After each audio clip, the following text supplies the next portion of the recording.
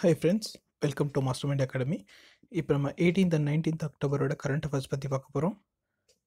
First topic, why does India refuse to recognize Kosovo? Kosovo அப்படின்ற கண்ட்ரிலேருந்து வர ஒரு sports women boxer அவங்களுக்கு India வந்து விசா கொடுக்கல. இப்போ வந்து AIBA women's world boxing championship இந்தியாவில் நடக்குது. ஸோ அதில் இந்த கண்ட்ரிலேருந்து வரவங்களுக்கு இந்தியா ரெக்கக்னைஸ் பண்ணி அவங்களுக்கு விசா கொடுக்கலன்றது ஒரு இஷ்யூவாக இருக்குது.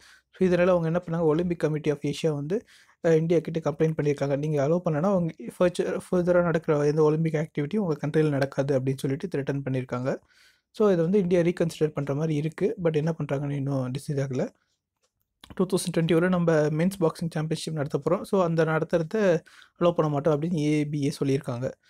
இதோட ஹிஸ்ட்ரி என்ன அப்படின்னு பார்த்தாக்கா, கொசவோன்றது ஒரு கண்ட்ரி. அது ஃபஸ்ட்டு 1930s ஆட்டோமன் டர்க்ஸ் வந்து ஆக்குபை பண்ணாங்க. அதுக்கப்புறம் ரொம்ப வருஷத்துக்கு அப்புறம் அது திரும்ப யுகோஸ்லேவியாவுக்கு வந்துச்சு. அதுக்கப்புறம் இந்த 1950ஸ்க்கு அப்புறம் பார்த்தாக்கா அங்கே சர்பியன்ஸ் அல்பேனியன்ஸ் அப்படின்னு 2 பேர் இருந்தாங்க. 2 பேர் இந்த சென்ஸ் 2 குரூப் இருந்தாங்க.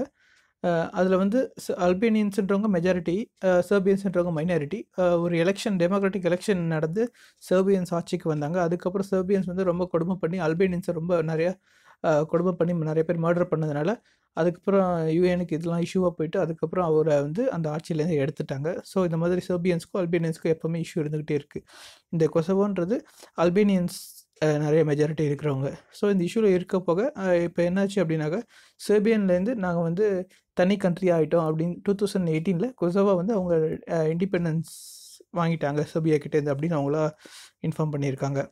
ஸோ அதுக்கப்புறம் என்னாச்சு அப்படின்னாக்கா, இதை வந்து நிறைய யூரோப்பியன் நேஷன் வந்து இது சில பேர் இதை அக்செப்ட் பண்ணிக்கல. முக்கியமாக ரஷ்யா வந்து இதை அக்செப்ட் பண்ணிக்கவே இல்லை. ஸோ ரஷ்யாவுக்கு இவங்க தனி கண்ட்ரின்னு பிடிக்காததுனால இந்தியாவும் அதை அக்செப்ட் பண்ணிக்குது. இந்தியாவும் அதை வந்து அவங்கள தனி கண்ட்ரியாக ரெக்கக்னைஸ் பண்ணல. அது ஒரு ரீசன். இன்னொரு ரீசன் என்ன சொல்கிறாங்கன்னா, இன்னொரு கண்ட்ரியோடைய டெரிட்டரியல் இன்டெகிரிட்டி, சோவர்னிட்டி அந்த மாதிரியான விஷயங்களில் நாங்கள் தலையிட மாட்டோம், அதனால நாங்கள் அவங்களுக்கு கொடுக்க விரும்பலை அப்படின்னு சொல்கிறாங்க. Next topic, composite water management index. இப்போ நித்தி ஆயோக் வந்து கம்போசிட் வாட்டர் மேனேஜ்மெண்ட் இண்டெக்ஸ்னு ஒரு இண்டெக்ஸ் கொடுத்துருக்காங்க. யாரெல்லாம் எதாவது மினிஸ்ட்ரியில் இருக்காங்கன்னா, ministry of water resources, ministry of drinking water and sanitation, ministry of rural development, இவங்க எல்லாமே சேர்ந்து ஒரு ரிப்போர்ட் கொடுத்துருக்காங்க. அதில் 122 கண்ட்ரீஸில் இந்தியாவுக்கு 120th ரேங்க் கொடுத்துருக்காங்க.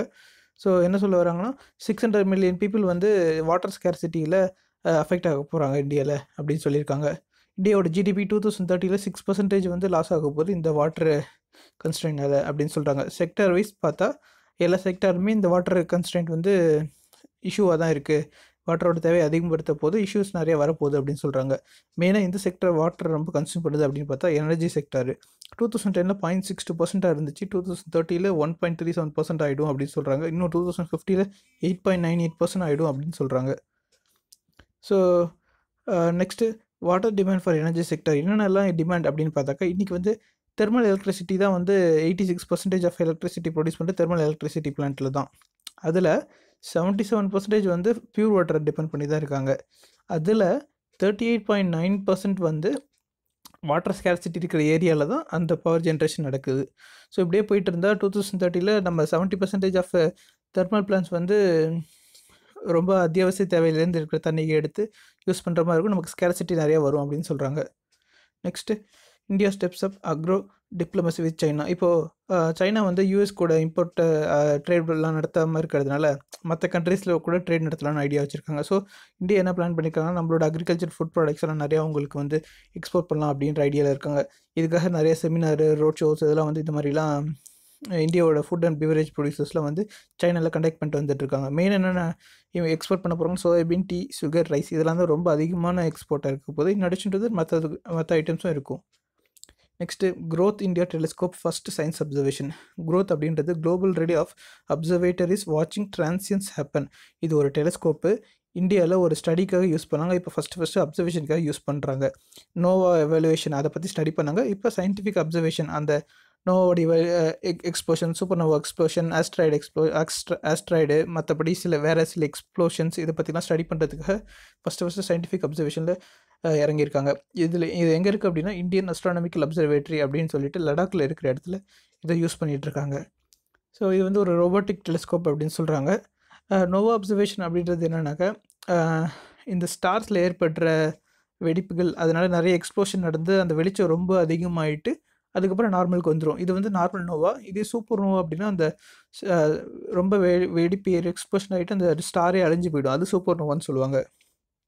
Next IIT devises programme to maximise LPG connections.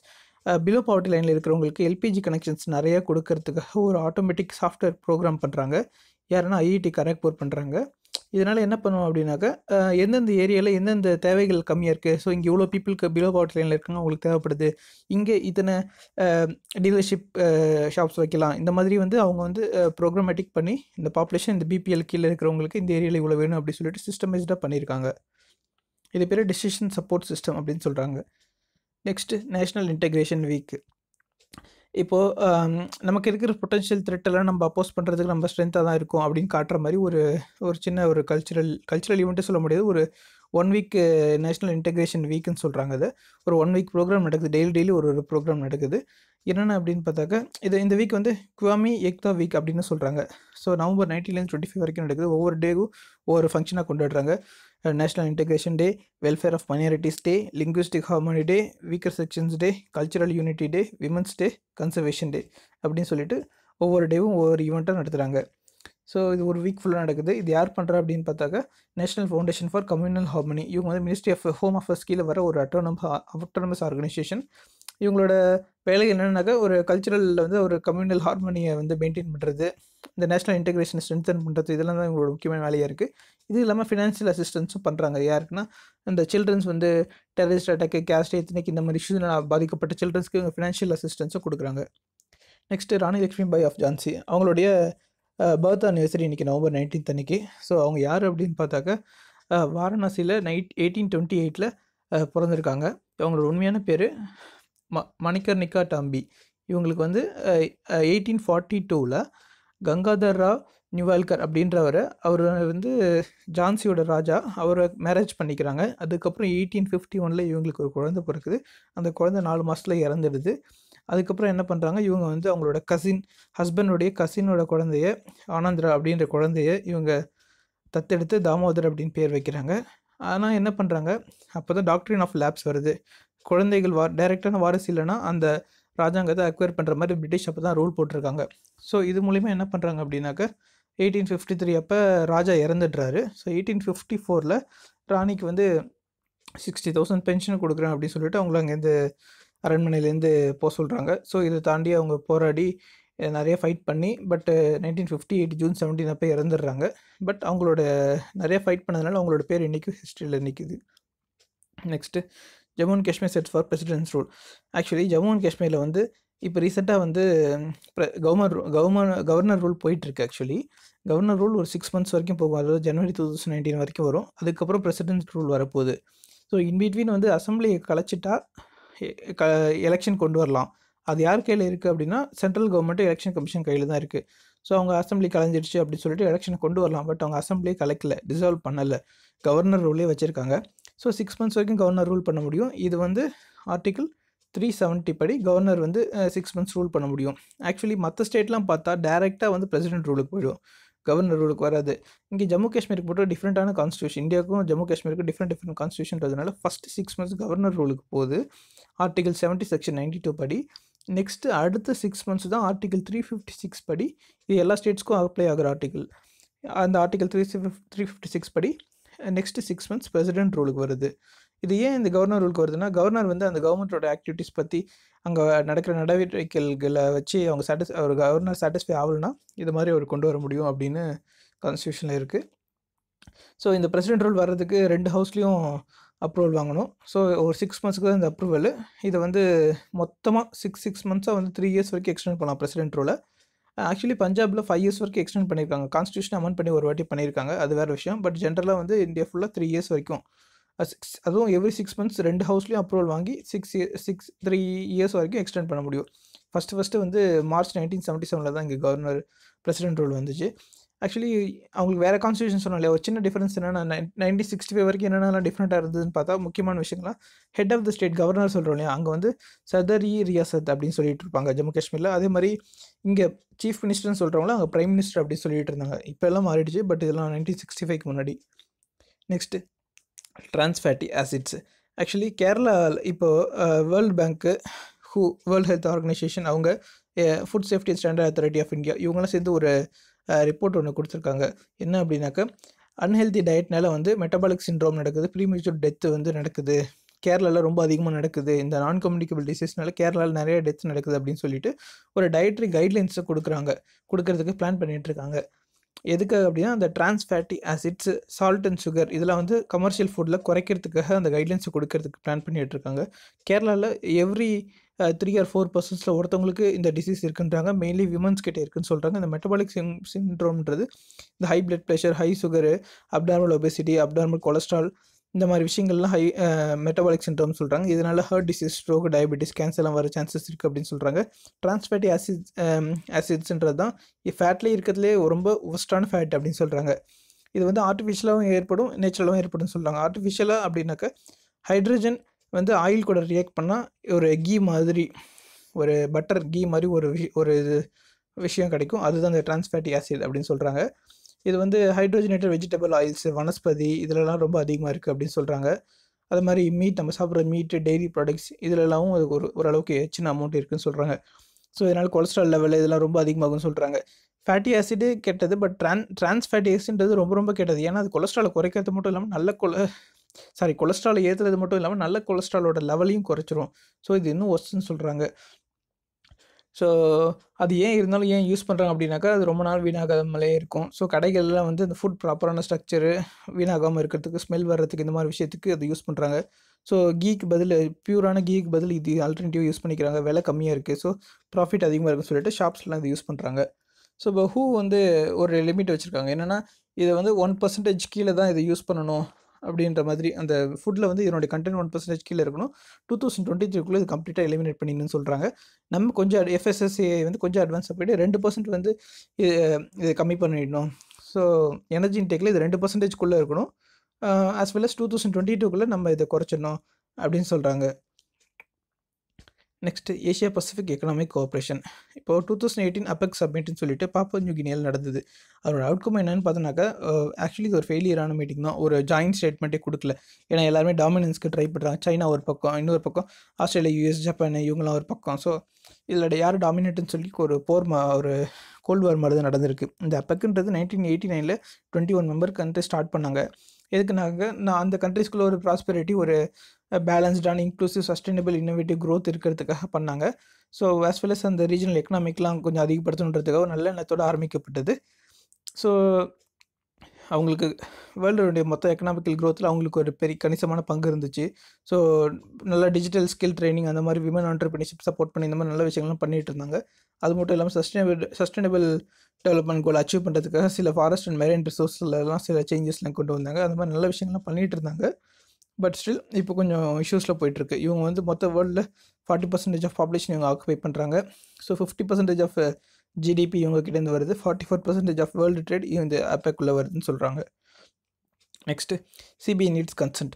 இப்போ ரீசெண்டாக ஆந்திர பிரதேஷ்லையும் வெஸ்ட் பெங்கால்லையும் சிபிஐக்கு வந்து கன்சென்ட்டை ஸ்டேட் லெவலில் வந்து பிளாக் பண்ணாங்க. எங்கள் ஸ்டேட்டுக்குள்ளே நீங்கள் வந்து எந்த ஆக்ஷனும் எடுக்கக்கூடாது அப்படின்ற மாதிரி.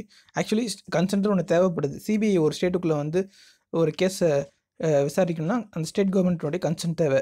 ஆக்சுவலி நேஷனல் இன்வெஸ்டிகேஷன் ஏஜென்சின்றவங்க இருக்காங்க. அவங்க வந்து NIA ஆக்டுக்குள்ளே வராங்க. அவங்களுக்கு இந்த மாதிரி தேவையில்லை. சிபிஐன்றது டெல்லி ஸ்பெஷல் போலீஸ் எஸ்டாப்ளிஷ்மெண்ட் ஆக்டுக்குள்ளே வராங்க. ஸோ இந்த ஆக்டுக்குள்ளே அவங்களுக்கு வந்து 2 கன்சென்ட் தேவைப்படுது. இதர் கேஸ் ஸ்பெசிஃபிக் அல்லது ஜென்ரல் கன்சென்ட் தேவை. இன்னொரு ஸ்டேட்டுக்குள்ளே போய் விசாரிக்கணும்னா. ஆக்சுவலி சிபிஐன்றது சென்ட்ரல் கவர்மெண்ட்டில் எம்ப்ளாயிஸ் கிட்டே இருக்கிற கரப்ஷனை பற்றி விசாரிக்கிறது. இதுவே ஸ்டேட் கவர்மெண்ட் அப்படின்னா அவங்ககிட்ட ஒரு அப்ரூவல் வாங்கிட்டு ஸ்டேட் கவர்மெண்ட் எம்ப்ளாயிஸ் பற்றி இவங்க விசாரிப்பாங்க.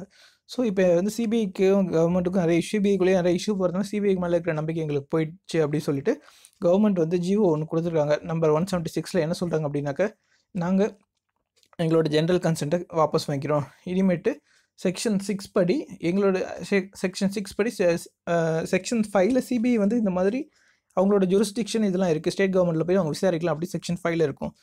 On top of that section 6 படி நாங்கள் அதை கேன்சல் பண்ணுறோம்.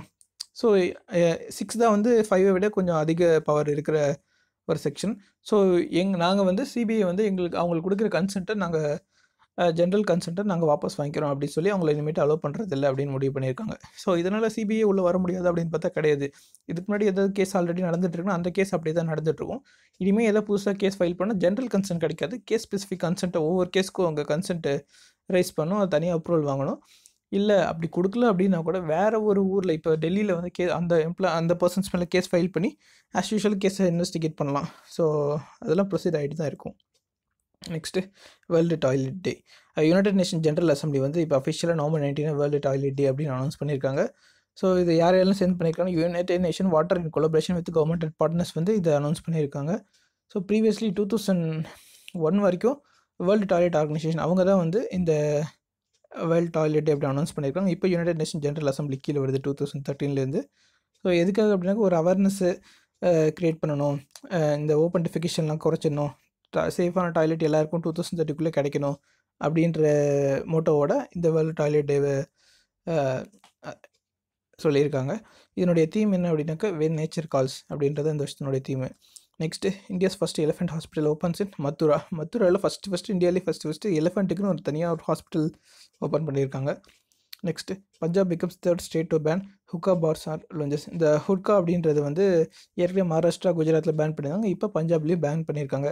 என்ன பில் அப்படின்னா cigarettes and other tobacco products bill 2018 அந்த பில் படி இதெல்லாம் பேன் பண்ணியிருக்காங்க. எதுக்காக அப்படின்னாக்கா டொபாக்கோனால ஏற்பட்ட டிசீஸ்லாம் குறைக்கிறதுக்காக இது பேன் பண்ணியிருக்காங்க. Next president Kovind to inaugurate CIA agrotech fair. CIA agrotech 2018 அப்படின்னு சொல்லிட்டு சண்டிகரில் ஒரு அக்ரிகல்ச்சர் ஃபேர் நடக்குது. இது வருஷத்துக்கு 2 வாட்டி நடக்கிற ஒரு 4 டே டெக்னாலஜிக்கல் பிஸ்னஸ் ஃபேர் இது. ஸோ இந்த வருஷனோட தீம் என்னென்னா technology in agriculture increasing farmers income. Next Shri Renukaji fair commenced in Himachal. இது வந்து ஒரு 6 டே ஃபெஸ்டிவல் ஹிமாச்சல் பிரதேஷில் சிர்மௌர் டிஸ்ட்ரிக்டில் நடக்கிறது. ஸோ அவங்களோட கல்ச்சரல் ஹெரிட்டேஜை வந்து எடுத்துக்காட்டுற மாதிரியான ஒரு ஃபெஸ்டிவல். இது வந்து நிறைய ரிலீஜியஸ் பர்சன்ஸ்லாம் அசம்பிள் பண்ணி யார் லார்ட் பரசுராம் அவங்களோட மதர் பகவதி ரேணுகாஜி அவங்க 2 பேரையும் ப்ரைஸ் பண்ணுற மாதிரியான ஒரு cultural festival. Next world day of remembrance for road traffic victims அப்படின்னு சொல்லிட்டு every 3rd Sunday off November வந்து இதை கொண்டாடுறாங்க. அது இந்த வருஷத்தினுடைய ஸ்லோகன் என்னென்னா ரோட்ஸ் ஹேவ் ஸ்டோரிஸ். இது 1993 ரோட் பீஸ் அப்படின்றவங்க இந்த வேர்ல்டு ரிமெம்பரன்ஸ் டே ஃபஸ்ட்டு இன்ஃபார்ம் பண்ணாங்க. நெக்ஸ்ட்டு 26 அக்டோபர் 2005 யுனைடெட் நேஷன்ஸ் வந்து இதை அக்செப்ட் பண்ணியிருக்காங்க. ஓகே இந்த டே வந்து வேர்ல்டு ரிமெம்பரன்ஸ் டேவாக கொண்டாடலாம் அப்படின்னு சொல்லிட்டு அவங்க தான் இதை என்டோஸ் பண்ணியிருக்காங்க. So that's it for today. Thanks guys. எங்கள் சேனல் உங்களுக்கு பிடிச்சிருந்தா சப்ஸ்கிரைப் பண்ணுங்கள். தேங்க்யூ.